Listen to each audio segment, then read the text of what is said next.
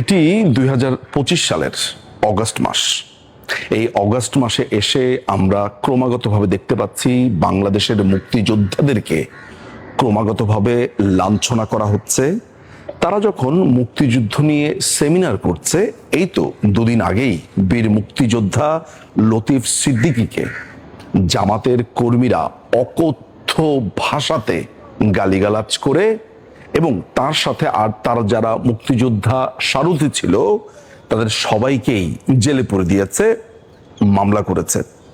মামলার বিষয়বস্তু কি? মামলার বিষয়বস্তু হচ্ছে তারা নাকি মুক্তিযুদ্ধ নিয়ে কথা বলছিল এবং এটা নাকি দেশ বিরোধী ষড়যন্ত্রের অংশ। আপনাদের মনে হয় যে আমরা সন্ত্রাস করতে পারি? মুক্তিযুদ্ধের পক্ষে কথা বলা, মুক্তিযোদ্ধাদের সাথে কথা বলা, এগুলো সন্ত্রাস করা? দেশের সূর্য সন্তানরা এদেশের জন্য এই দেশ স্বাধীন করেছে, তাদের সঙ্গে থাকা সন্ত্রাস করা, এটা আপনাদের মনে হয়? এই প্রশ্ন আপনারা করছেন যে আমরা কতটুকু সন্ত্রাস করেছি? কিন্তু যারা এই লতিফ সিদ্দিকীকে লাঞ্ছনা করলো, অপমান করলো, অপদস্থ করলো, তাদের বিরুদ্ধে কি কোনো ব্যবস্থা নেওয়া হয়েছে? উত্তর হচ্ছে ব্যবস্থা নেওয়া হয়নি। কেন ব্যবস্থা নেওয়া হয়নি? পুলিশ বলছে যে তাদের বিরুদ্ধে অভিযোগ দায়ের করবার কেউ ছিল না।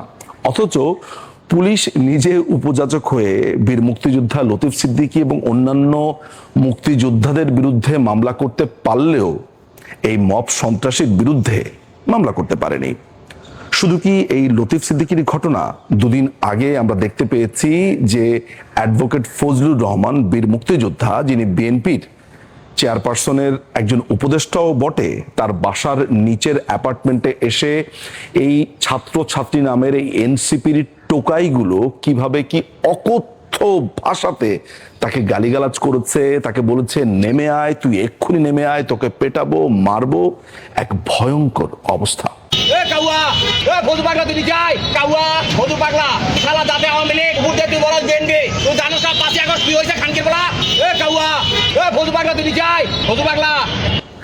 এই দুটো ঘটনার আগেও আমরা দেখেছি পটুয়াখালীতে বিএনপির এক নেতা, মুক্তিযোদ্ধা, একজন বৃদ্ধ ব্যক্তিকে কিভাবে চর মারছে, পেটাচ্ছে। আমরা দেখেছি একজন বীর মুক্তিযোদ্ধাকে কুমিল্লাতে জামাতের কর্মীরা কিভাবে গলাতে জুতোর মালা পরিয়েছে। আমরা দেখেছি সাবেক সিসি নুরুল হুদাকে পেটাচ্ছে, মারছে। তিনি একজন বীর মুক্তিযোদ্ধা ছিলেন, তার গলাতে জুতোর মালা পরানো হয়েছে। আমরা এই যে সামগ্রিক চিত্রগুলোর কথা বললাম, বারবার বলে এসেছি বাংলাদেশ এখন আর বাংলাদেশ নেই, এটি একটি পূর্ব পাকিস্তান হয়ে গেছে। পাকিস্তানি যেই প্রভাব গত একটি বছরে বাংলাদেশের জনগণ দেখছে এবং যেটা কখনো তারা গত 54 বছরে প্রত্যক্ষ করেনি, তাদের প্রত্যেকের কাছে একটাই প্রশ্ন এবং তারা জিজ্ঞেস করছে যে এমন হচ্ছে কেন। আমরা যদি এই পরিস্থিতিগুলোর দিকে একটু নজর দিই তাহলে আমরা কয়েকটা ইন্টারেস্টিং বিষয় আমরা দেখতে পাবো। সেটা হচ্ছে এই মাসেই পাকিস্তানের উপপ্রধানমন্ত্রী ইসহাক দার বাংলাদেশে এসেছে এবং তার কিছুদিন আগেই আরেকজন মন্ত্রী, বাণিজ্য মন্ত্রী জাম কামাল খান, তিনিও বাংলাদেশে এসেছেন। আমরা পাকিস্তান নিয়ন্ত্রিত যে কাশ্মীর রয়েছে তার একজন কথিত তথ্যমন্ত্রী, যে এক সন্ত্রাসী গোষ্ঠী লস্করি তৈবার সাথে যার ওতপ্রোতভাবে জড়িত থাকার কথা আমরা সবাই জানি, সেই সাইদ শাহ বাংলাদেশে এসে ঘুরে গিয়েছে। তারা কেন ঘুরতে এসেছে, ঘুরতে এসে কি করেছে না করেছে সেগুলো বলছি, কিন্তু তার আগে আপনাদেরকে এটাও জেনে নেওয়া ভালো যে 5ই অগাস্টের পরপর আমরা ক্রমাগতভাবে দেখেছি বাংলাদেশ সেনাবাহিনীর যে উচ্চপদস্থ অফিসাররা আছে তারা পাকিস্তানের আইএসআই এর বিভিন্ন পর্যায়ের কর্মকর্তাদেরকে বাংলাদেশে এসে দাওয়াত খাওয়াচ্ছে, ঘুরে দেখাচ্ছে এবং অনেকগুলো প্রোগ্রামে আমি পরিষ্কারভাবে আপনাদেরকে তথ্য দিয়েছি যে সিলেটে আইএসআই এর অফিস তৈরি করা হয়েছে ক্যান্টনমেন্টের ভেতরে এবং রংপুরেও এই আইএসআই এর অফিস তৈরি করে দিয়েছে খোদ বাংলাদেশ সেনাবাহিনী। এই ধরনের অনেকগুলো তথ্য, ইনফরমেশন আমার কাছে ছিল, এগুলো আমি ক্রমাগতভাবে বলে গিয়েছি।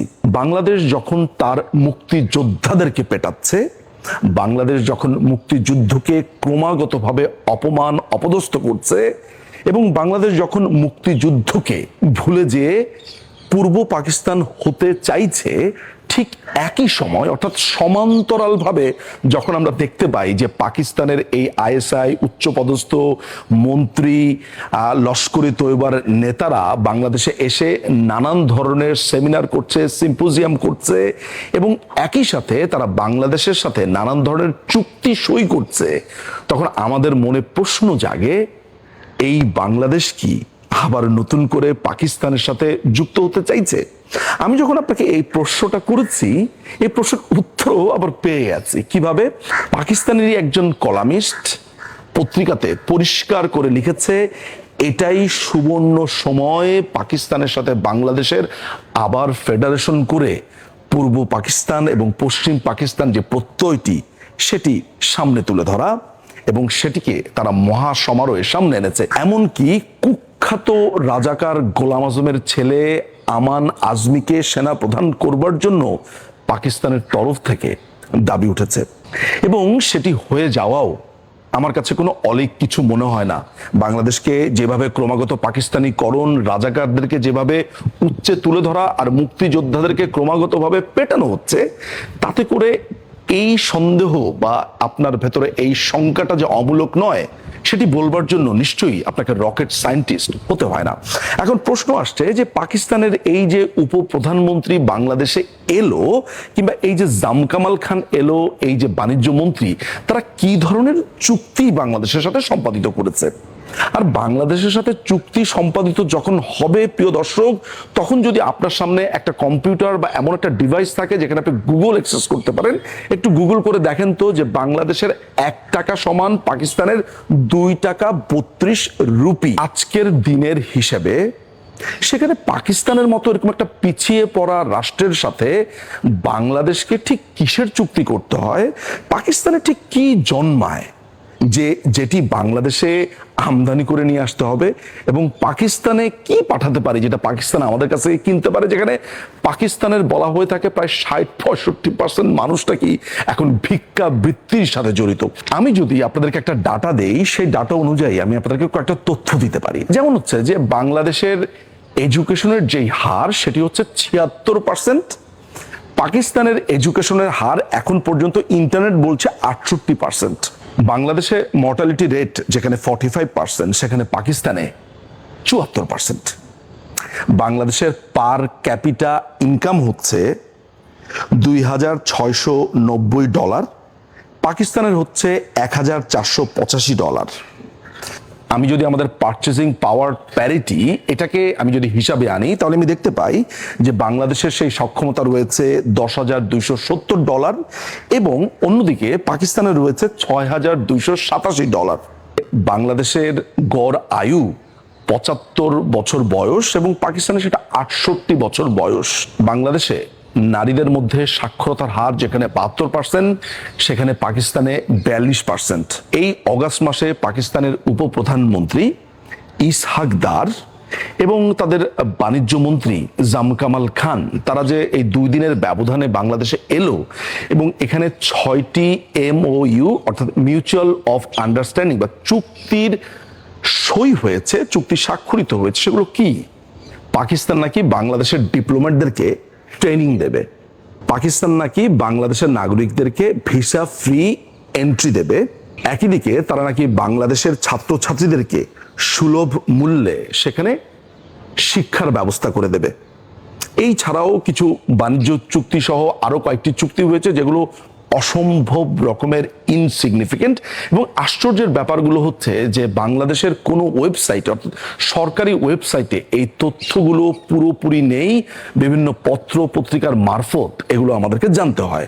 প্রশ্ন আসতে পারে, এই গোপনীয়তা কেন? কয়েকদিন আগে যখন আমেরিকার সাথে NDA অর্থাৎ নন ডিসক্লোজার এগ্রিমেন্ট করেছে, এমন কোনো এগ্রিমেন্ট কি পাকিস্তানের সাথে রয়েছে যেটার কারণে পাকিস্তানের সাথে এই চুক্তিগুলোর পুরো বিস্তারিত বাংলাদেশের সাধারণ মানুষ জানতে পারছে না? আপনি যদি এগুলোকে দূরে সরিয়ে দুটো প্রশ্নও করেন যে পাকিস্তান বাংলাদেশকে আসলে কি দিতে পারে?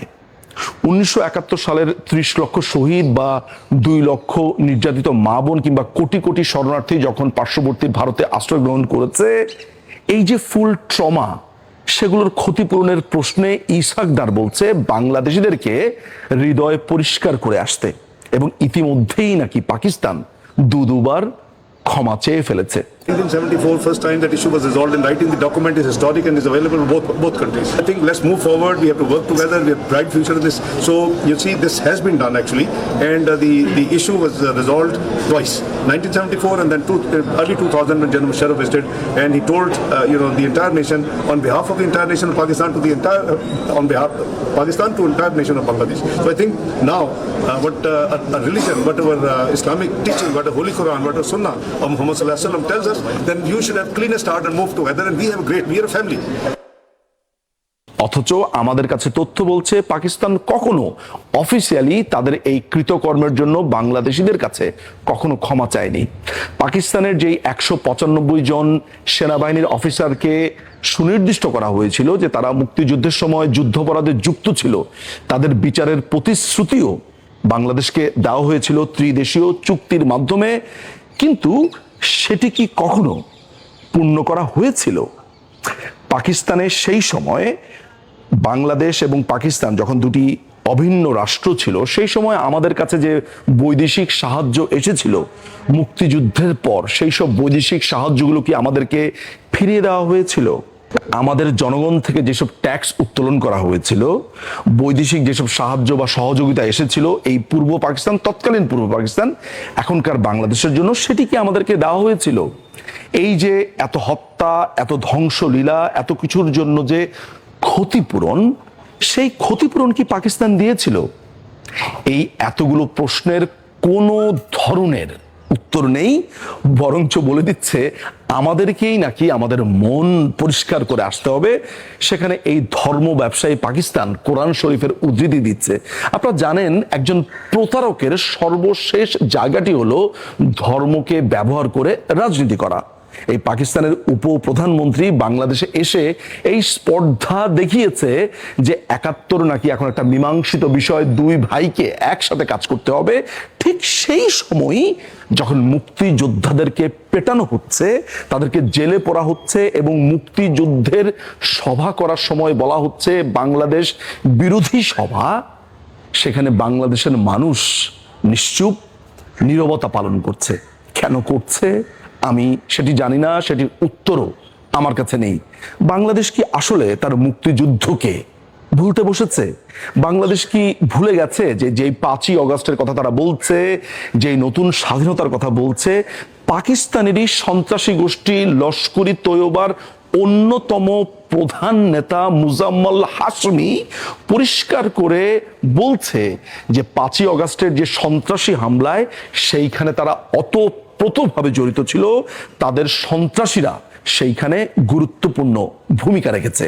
মুজাম্মেল হাশমির এই বক্তব্য থেকে পরিষ্কার, অর্থাৎ বাংলাদেশকে ক্রমাগতভাবে মধ্যযুগের দিকে নিয়ে যাওয়া, পাকিস্তানের মতো যেন রাস্তাঘাটে বোমা ফোটে, গ্রেনেড ফোটে, এই যে বাংলাদেশকে একটি ব্যর্থ রাষ্ট্রে পরিণত করবার ক্রমাগত চেষ্টা, এই যে মার্কিনীদের ডিপ স্টেটের এই যে ষড়যন্ত্র, এই যে বাংলাদেশকে একটি সন্ত্রাসী রাষ্ট্র হিসেবে আখ্যা দেওয়ার এই যাত্রা, বাংলাদেশের মানুষ এই ভার কি বহন করতে পারবে? বাংলাদেশের মানুষ কি কয়েকটা সুনির্দিষ্ট প্রশ্ন করবে এই দখলদার ইউনূসের কাছে, যে ইউনূস এই যে পাকিস্তানের উপপ্রধানমন্ত্রী এসে বলে গেল মুক্তিযুদ্ধ একটি মীমাংসিত বিষয় এবং আমাদের মনকেই পরিষ্কার করে এগিয়ে যেতে হবে, এইটার জন্য ইউনূস কেন কোনো প্রতিবাদ করলো না? বাংলাদেশ কেন 1971 সালের ক্ষতিপূরণ চাইলো না? বাংলাদেশ কেন তার পাওনা টাকা চাইলো না? বাংলাদেশ সব দিক থেকে এগিয়ে থাকার পরেও এমন একটি ব্যর্থ রাষ্ট্রের সাথে 6টি চুক্তিতে কেন যাবে এবং সেই চুক্তিও প্রকাশ করা হচ্ছে না কেন? আমি জানি না বাংলাদেশের মানুষ এই প্রশ্ন করবে কিনা, কিন্তু এই ভিডিওটা শেষ করবার আগে শুধু একটা কথা বলে যাই। এই যে পাকিস্তান নিয়ন্ত্রিত বলা হচ্ছে কাশ্মীরের তথ্যমন্ত্রী, যেটা পাকিস্তান নিয়ন্ত্রিত, যে সাইদ শাহ বাংলাদেশে এসেছে, আমি আগেই বলেছি এই লোকটি একটি চিহ্নিত সন্ত্রাসী। বাংলাদেশে এসে দেখা করছে কার সাথে? চরমোনাই পীর যে ফজলুল করিম, তারই ছোট ভাই ইসাক মোহাম্মদ আবুল খায়েরের সাথে।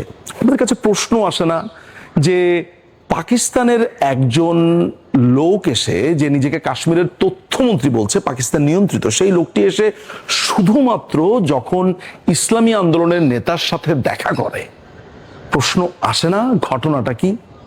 তার কি কাজ পলিটিক্যালি ক্যাম্পেইন করা? তার কি কাজ এসে চরমোনাই পীরের ভাইয়ের সাথে দেখা করা? এই দেশটা ক্রমাগতভাবে পাকিস্তানি হয়ে যাচ্ছে, আর আমরা বসে বসে সেটি দেখছি। কোন পর্যন্ত আপনাদের অনুভূতি চুপ থাকবে বা নীরব থাকবে আমি জানি না, কিন্তু আমার কাছে মনে হয় বাংলাদেশের মানুষের এটাই সময় জেগে উঠবার এবং প্রশ্ন করবার যে তুমি এই দেশকে অবৈধভাবে দখল করেছো, তুমি পাকিস্তানের জঙ্গিদেরকে দিয়ে ক্ষমতা দখল করেছো, এখন পাকিস্তানের আইএসআই থেকে শুরু করে সমস্ত প্রশাসনকে নিয়ে এসে পাকিস্তানের সাথে তুমি একীভূত হতে চাইছো। এই স্পর্ধা তোমাকে কে দিয়েছে?